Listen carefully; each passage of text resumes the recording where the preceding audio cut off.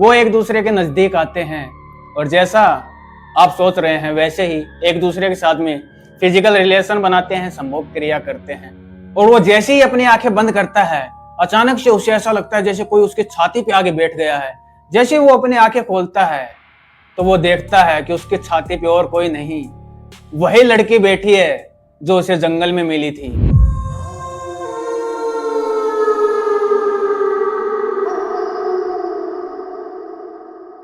नमस्कार दोस्तों, video start करने से पहले मैं आपको बताना चाहूंगा, इस वीडियो में कुछ आपत्तिजनक वर्ड यूज किए गए हैं। तो आप अगर बिना हेडफोन लगाए वीडियो देख रहे हैं तो कृपया करके आप हेडफोन लगा लें। और ये वीडियो 18+ होने वाला है, तो 18 वर्ष से कम आयु के बच्चे इस वीडियो से दूर रहें। तो हवस एक ऐसी चीज होती है दोस्तों, जो किसी भी इंसान को ऐसी मुसीबत में डाल देती है जहां से उसका बाहर निकलना बहुत ही ज्यादा मुश्किल हो जाता है। ऐसा ही कुछ होता है अजीत के साथ में, जहां पे उसका एनकाउंटर होता है एक आत्मा के साथ में, एक लड़के की आत्मा के साथ में।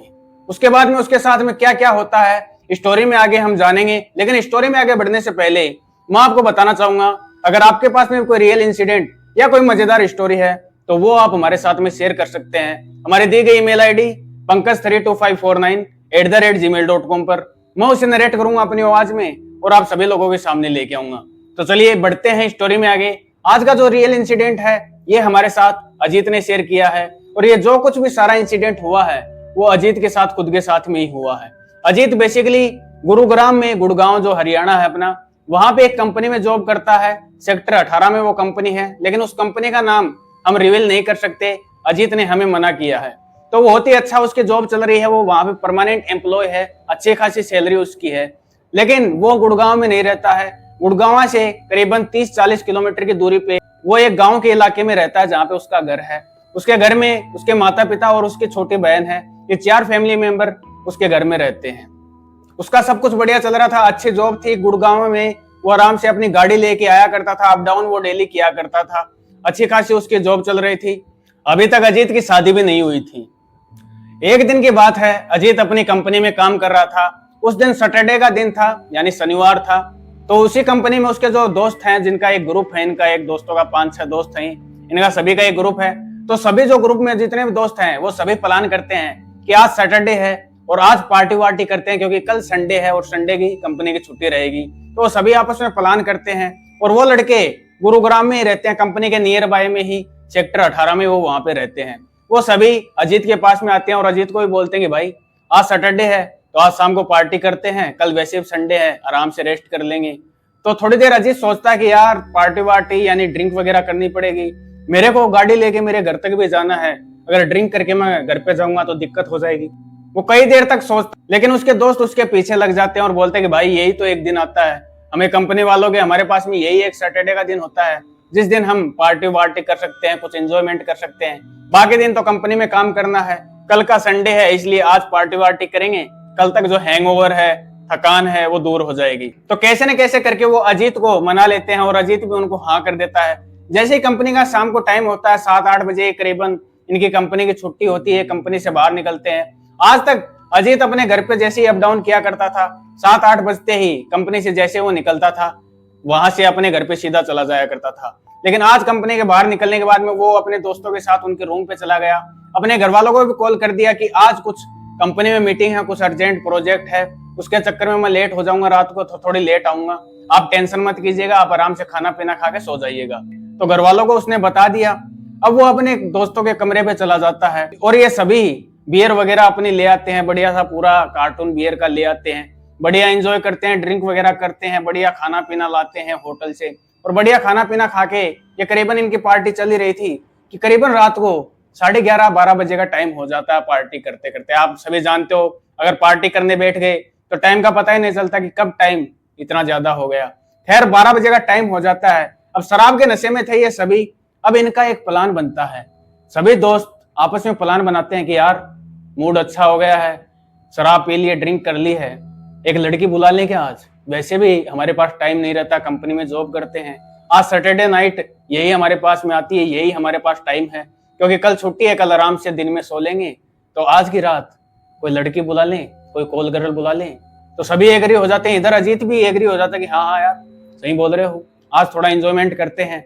तो ये बहुत सी कोशिश करते हैं, कॉल वगैरह वगैरह मतलब इंटरनेट पे भी ये सर्च मारते हैं और फोन कॉल्स भी करते हैं, किसी दोस्तों के पास में कॉल करके पूछते हैं, लेकिन कॉल गर्ल इनको नहीं मिलती है। उस दिन रात के करीबन 12 भी बज चुके थे। उस टाइम पे कोई भी लड़की इनके लिए अवेलेबल नहीं थी और हो सकता है सैटरडे नाइट थी, इसलिए बहुत सारे लोग जो ये लोग प्लान कर रहे हैं और लोग भी यही प्लान कर रहे होंगे, इसलिए उस रात इनको कोई भी लड़की नहीं मिलती है। ये थोड़े से मायूस हो जाते हैं कि यार आज ही प्लान बना, शायद हम पहले कॉल कर लेते, शाम के टाइम पे अगर कॉल कर लेते तो शायद इनको कोई लड़की मिल जाती, लेकिन रात के करीबन 12 बज चुके थे और इनको कोई भी लड़की नहीं मिलती है।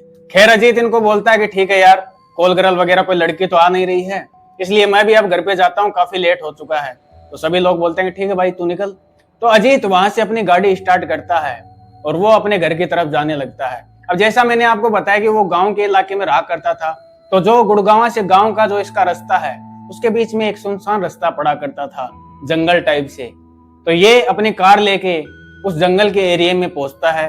जैसे वो उस सुनसान एरिया में घुसता है तो वो बढ़िया तरीके से नशे में था, नशे में ड्राइव कर रहा था, अच्छे से गाने चला रखा था। इसका दिमाग खराब जरूर था कि यार प्लान कर रहे थे किसी लड़की को बुलाने का, लेकिन वो एडजस्टमेंट हो नहीं पाया, थोड़ा सा इसका दिमाग खराब था।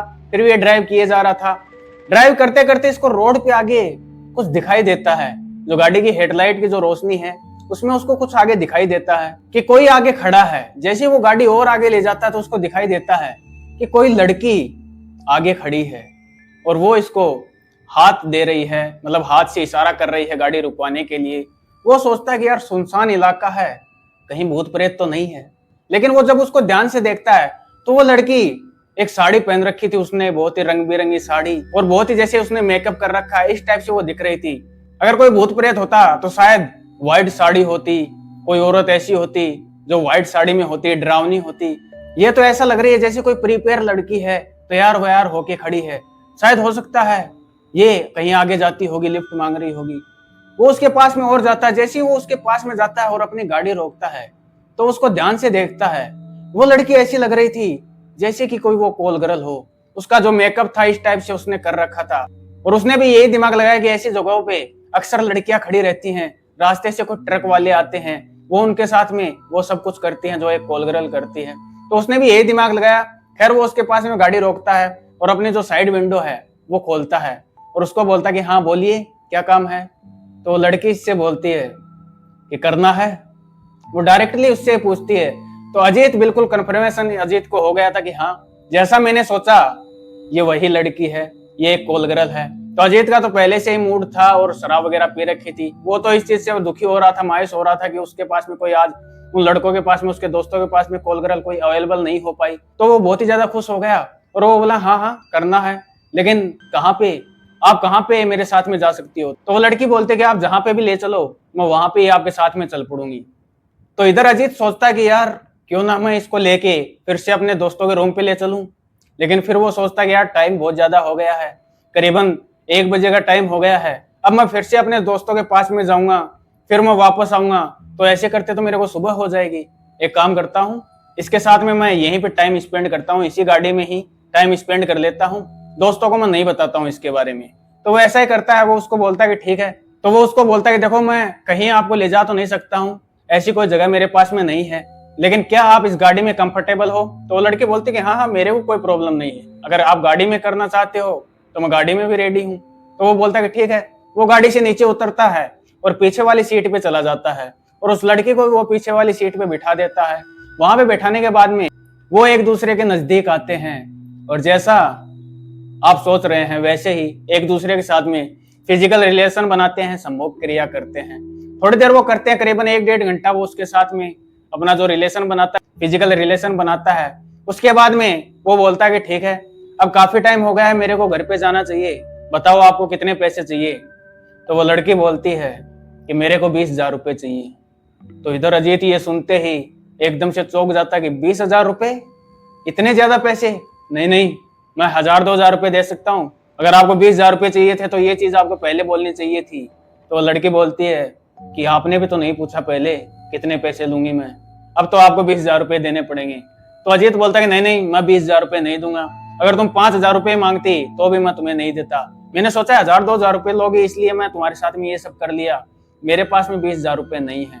तो वो लड़की बोलती है कि 20,000 रुपये तेरे को देने तो पड़ेंगे, अगर तू 20,000 रुपये नहीं देता है तो तेरे साथ इसका अंजाम बहुत बुरा होगा। तो अजीत बोलता है कि मेरे पास में इतने पैसे नहीं है, 1,000-2,000 रुपये लेने हैं तो बोलो, वरना गाड़ी से उतरो। तो अब वो लड़की उसको गालियां देने लग जाती है। और आपका भी ऐसा कभी एनकाउंटर हुआ किसी लड़की ऐसी कॉल गर्ल वेश्या गर्ल के साथ में, तो आपको पता होगा कि वो गालियां बहुत ज्यादा देती हैं। तो वो उसको गालियां देने लग जाती है और बोलती है कि 20,000 रुपये तो तेरे को देने पड़ेंगे, नहीं तो आज तेरी जान जाएगी मेरे हाथों से। तो अजीत उसको गाड़ी से नीचे उतारता है और अपने ड्राइवर सीट पे आता है और 1,000 रुपये अपनी जेब से निकाल के उसके मुंह पे फेंकता है और बोलता है कि ये 1,000 रुपये तुम रखो, मेरे पास इससे ज्यादा पैसे नहीं है।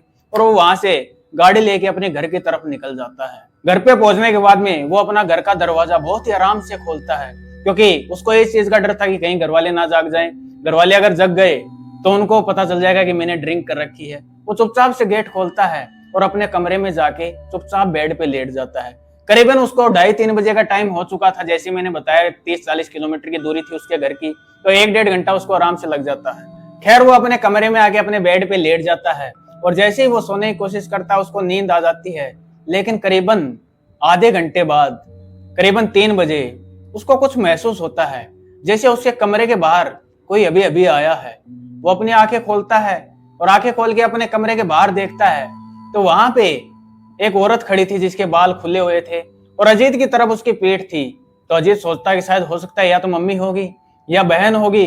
मैं चुपचाप सो जाता हूँ, इनको पता चल गया कि मेरी आंखें खुली हुई हैं तो ये मेरे पास में आ जाएंगी और इनको पता चल जाएगा कि मैंने ड्रिंक कर रखी है। वो अपनी आंखें बंद कर लेता है और वो जैसे ही अपनी आंखें बंद करता है अचानक से उसे ऐसा लगता है जैसे कोई उसकी छाती पे आगे बैठ गया है। जैसे वो अपनी आंखें खोलता है तो वो देखता है कि उसकी छाती पे और कोई नहीं, वही लड़की बैठी है जो उसे जंगल में मिली थी। लेकिन उसका चेहरा अब सुंदर नहीं, एक भयानक रूप ले चुका है। उसके लंबे लंबे दांत हो गए हैं, उसकी आंखों से खून बह रहा है और इतनी जोर से उसमें बदबू आ रही है। और वो उसको बोलती है, क्यों, तूने क्या सोचा बिना पैसे दिए तू आ जाएगा और मैं तुझे छोड़ दूंगी? अब तू मेरे हाथों से नहीं बच सकता। और इतना कहते ही वो लड़की उसका गला पकड़ लेती है और गला पकड़ के जैसे वो उसको दबाती है वो एकदम से जोर से चिल्लाता है। जैसे वो चिल्ला, इधर से उसकी माँ भाग कर आती है और जैसे ही वो कमरे में एंटर करती है इतनी देर में वो लड़की गायब हो जाती है। उसकी माँ उससे बोलती है कि बेटा क्या हो गया, क्यों चिल्ला रहा है?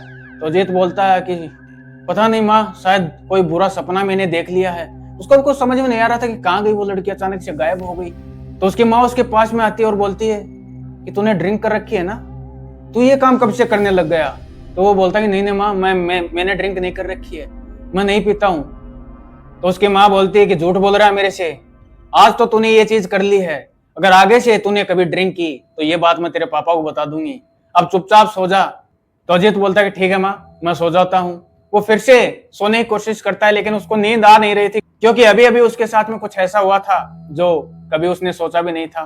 खैर सुबह के 5-6 बज जाते हैं और 6 बजे के आसपास में उसको नींद आती है और वो दोपहर 1 बजे तक उठता है। उठने के बाद में वो थोड़ा अपना नहाता बहाता है, कुछ खाना पीना खाता है और वो घूमने के लिए बाहर चला जाता है। फिर शाम को वो अपने घर पे आता है, फिर से रात का खाना खाता है। ये सारी चीजें जो उसके साथ में रात को हुई थी उन सारी चीजों को वो भूल जाता है कि कुछ भी उसके साथ में रात को हुआ था या नहीं हुआ था। उसको कुछ भी चीजें याद नहीं थी। वो बिल्कुल नॉर्मल तरीके से खाना पीना खाकर अपने कमरे में फिर से सोने के लिए चला जाता है, क्योंकि कल उसको फिर से कंपनी के लिए जाना था, इसलिए उसको जल्दी सोना है। तो वो अपने रूम में जैसे ही सोता है, रात के करीबन फिर से 12 बजे के आसपास में उसको ऐसा लगता है कि जैसे उसके कमरे में कोई है। उसको ऐसा सेंस होता है और नॉर्मल सी बात है, हम सभी को भी ऐसा सेंस हो जाता है। अगर कोई हमारे आसपास में आता है तो हमको पता चल जाता है कोई आसपास में है। उसको भी ऐसा ही लगा जैसे कोई उसके आसपास में है, लेकिन जब उसने आंखें खोली तो उसके कमरे में कोई नहीं था। उसने चारों तरफ देखा लेकिन उसको कोई भी दिखाई नहीं दिया। खैर वो फिर से अपनी आंखें बंद करता है और सो जाता है। उसको अचानक से ऐसा लगता है कि जैसे किसी ने उसके बालों में हाथ मारा है। वो फिर से अपनी आंखें खोलता है और देखता है चारों तरफ, लेकिन फिर से उसको कोई भी दिखाई नहीं देता है। फिर से वो सो जाता है और अब की बार जैसे ही वो सोता है फिर से अचानक उसको ऐसा लगता है जैसे कोई उसकी छाती पे फिर से धड़ाम से कोई बैठ गया आके। वो जैसे ही अपनी आंखें खोलता है तो क्या पाता है, फिर से वही लड़की उसकी छाती पे बैठी है और बोल रही है कि मेरे पैसे मेरे को चाहिए, अगर तूने मेरे को मेरे पैसे नहीं दिए तो मैं तेरे को मौत के घाट उतार दूंगी। अजीत फिर से देख के उसको डर जाता है। और वो लड़की फिर से उसका गला दबाती है और अजीत फिर से जोर से चिल्लाता है।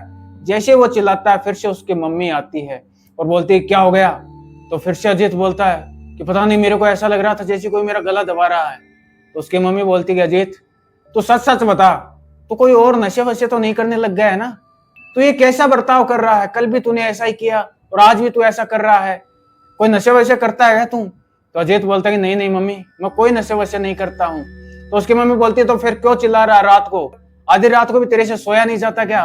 तो अजीत बोलता है कि शायद हो सकता है मम्मी, मैंने बुरा सपना देख लिया, आप सो जाओ, मैं भी सो जाता हूँ। तो उसकी मम्मी फिर से अपने रूम में चली जाती है, लेकिन पूरी रात अजीत को नींद नहीं आती है। कैसे न कैसे करके वो पूरी रात काटता है जागते हुए।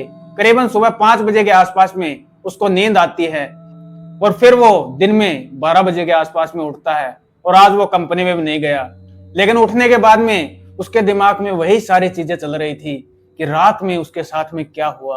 आखिरकार क्या ये मेरा वहम है या फिर सच में वो लड़की जो मेरे को जंगल में मिली थी वो कोई आत्मा है और वो मेरे पीछे पड़ चुकी है। वो इन चीजों को समझ नहीं पा रहा था और अपने घर वालों को भी वो बता नहीं सकता था, क्योंकि वो क्या बताएगा कि कोई लड़की उसको जंगल में मिली थी और उसके साथ में उसने ये सब किया था। ये चीजें वो अपने घर वालों को भी नहीं बता सकता था। खैर फिर से रात का समय आता है और वो जैसे ही अपने कमरे में जाता है और वो अपने बेड पे लेटता है, लेकिन नींद उसे बिल्कुल भी नहीं आ रही थी, क्योंकि पिछली रात का जो मंजर था वो उसे सारा याद आ रहा था। वही चीजें उसके दिमाग में चल रही थी। वो जगने की कोशिश करता है कि कैसे न कैसे करके मैं ये रात काटता हूँ। करीबन रात के 11-12 बज जाते हैं और पता ही नहीं चला उसके कब आंख लग जाती है।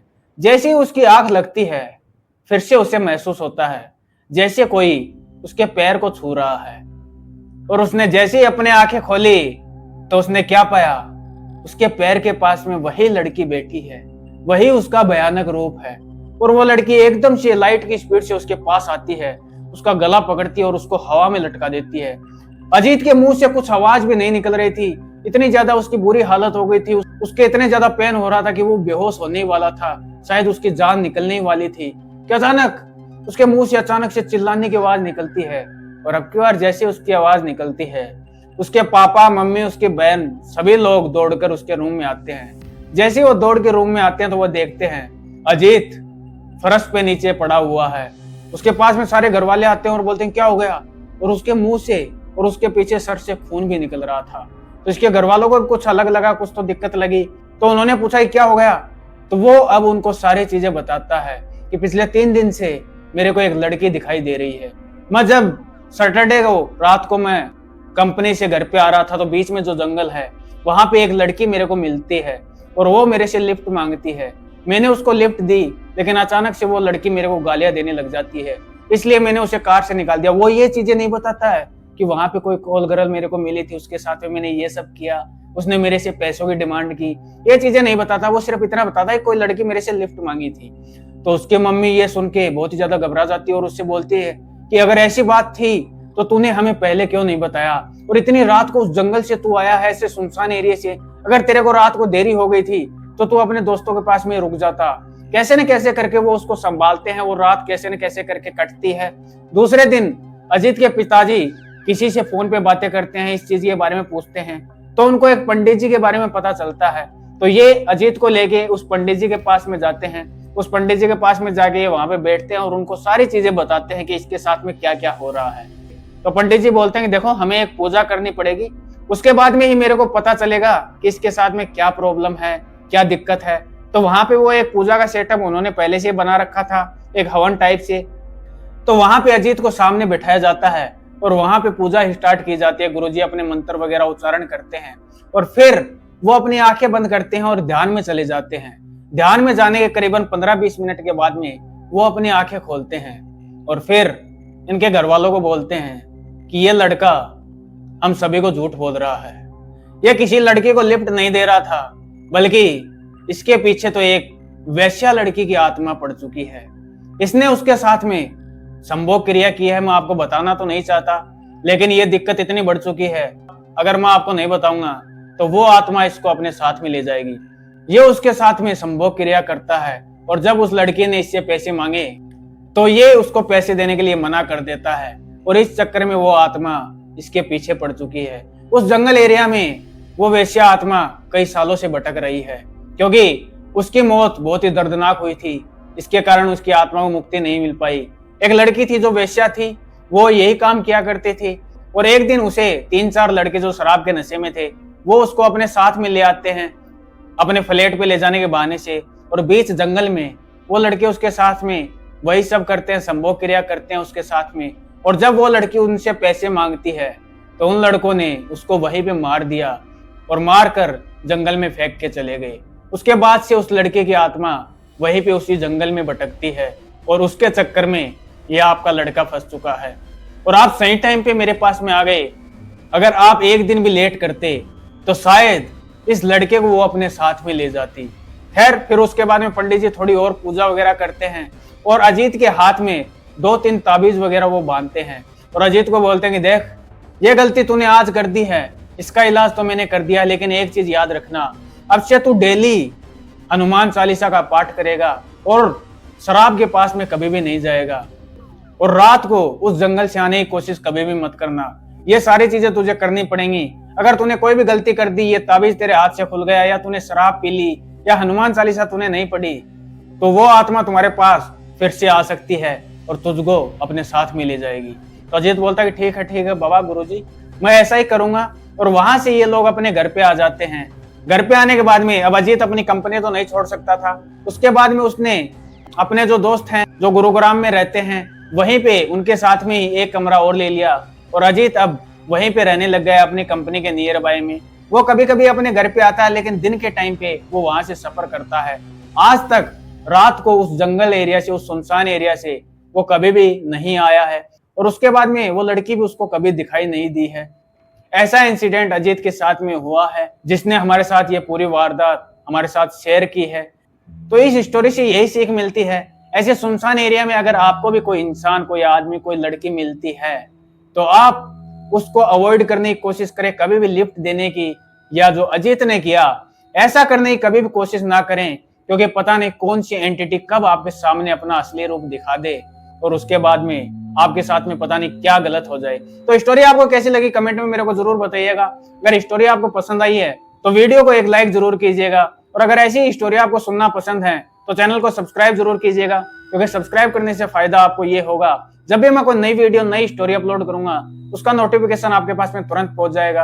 और अगर आपके पास में कोई रियल इंसिडेंट या कोई मजेदार स्टोरी है तो वो आप हमारे साथ में शेयर कर सकते हैं। हमारे दी गई ईमेल आईडी pankaj32549@gmail.com पर मैं उसे नरेट करूंगा अपनी आवाज में, और आप सभी लोगों के सामने लेके आऊंगा। तो चलिए मिलते हैं इससे भी अच्छी कोई अगली स्टोरी में। धन्यवाद।